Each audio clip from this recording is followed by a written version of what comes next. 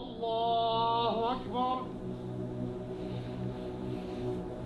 Allahu Akbar.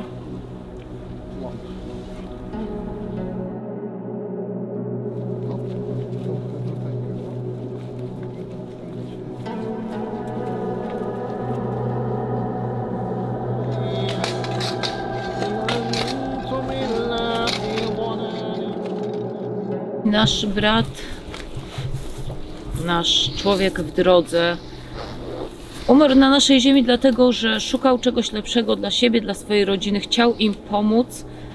Wiadomo, że w Syrii jest jak jest, ten kraj praktycznie nie istnieje, nie ma możliwości uzyskania wizy. No i umarł.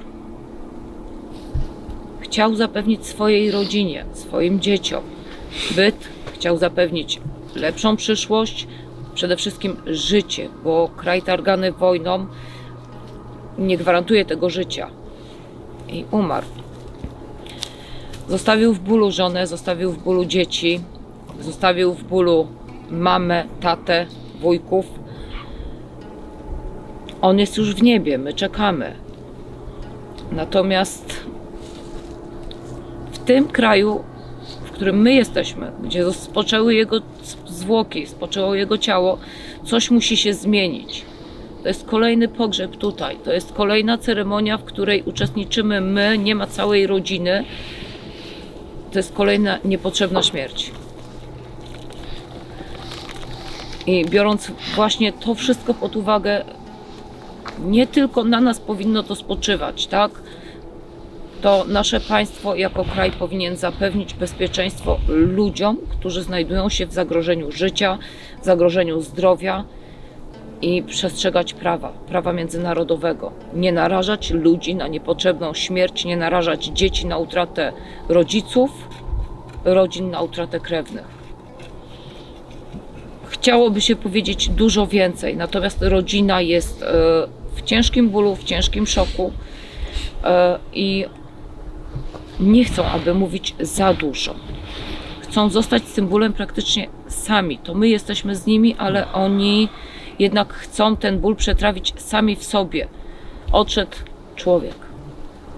Kolejna niepotrzebna śmierć. واغسله بالماء والثلج والبرد ونقيه من الخطايا كما نقيت الثوب الأبيض من الدنس وأبدله دارا خيرا. Kolejna niepotrzebna śmierć. Kto za to odpowie? To nie wiadomo, ale muzułmanie wierzymy, że jeżeli człowiek popełni jakiś, no oczywiście to jest w wymiarze grzechu, w kategorii grzechu, ale przewinienie nawet najmniejsze w islamie względem innej osoby, no to na sądzie ostatecznym będzie zapytany, tak? I odpowie za to. To co dopiero za jakieś drobne uchybienie czy przewinienie, to co dopiero za śmierć człowieka, który zginął nie ze swojej woli, bo gdyby on wiedział, to z kraju targanego wojną wyjechał po to, żeby uzyskać jakiś azyl i spokój i zginął na ziemi, która jest znana od wielu lat jako już, prawda, ziemia pokoju.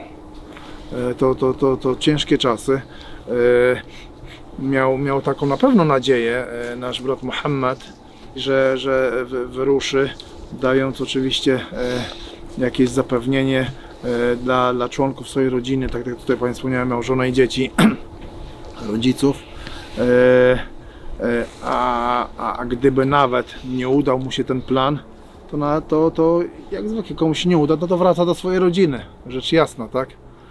I logiczne to jest, że on już nie wróci do swojej rodziny, ale wróci do wielkiej rodziny muzułmańskiej i oczywiście tutaj dołączył do tych nieszczęśników, towarzyszy niedoli tej podróży, których spotkał podobny los albo i gorszy. Nie wiadomo w jakich męczarniach umierali ci ludzie, to tylko Bóg jedyny im przewidział taką śmierć, ale dołączył do tych grona. Tutaj już zobaczcie, jak to się powiększa. 1, a teraz już jest ile? 8 zaraz tutaj kolejne i no to jest taka tradycja bardzo zła.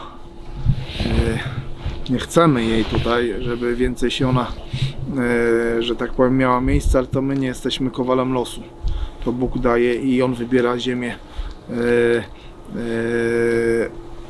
do odejścia tam, gdzie chce. W Koranie jest taki werset: nie wie dusza, jaki tam osiągnie świat, tak? W dniu jutrzejszym nie wie, kiedy umrze, na jakiej ziemi. Nie wie. Tak samo Muhammad przybył tutaj do polskiej ziemi, mimo że no wiemy, że on nie chciał tutaj być, może gdzieś dalej chciał, przystanek jego docelowy, ale jak nie patrz, no niestety spotkał go taki los, a nie inny. Oczywiście Bóg dla niego wybrał najlepszy moment. On nie nam oceniać, to jest. Niech spoczywa tutaj na tej łaskawej ziemi polskiej. To, co mogliśmy dać, co Państwo dajecie, tutaj chodząc po tych lasach, trzeba uważać, żeby nie zostać zranionym, że tak powiem, nie przez kleszcza, czy przez jakiegoś, tylko po prostu do jakiejś zabłąkanej kuli, nie wiadomo skąd, bo tak też się dzieje. Wczoraj byłem właśnie w szpitalu u takiego brata Syryjczyka, który został postrzelony. Na pewno Państwo słyszeliście. Operacja się udała, dzięki Bogu. Dużo miał szczęścia człowiek. Bardzo dużo.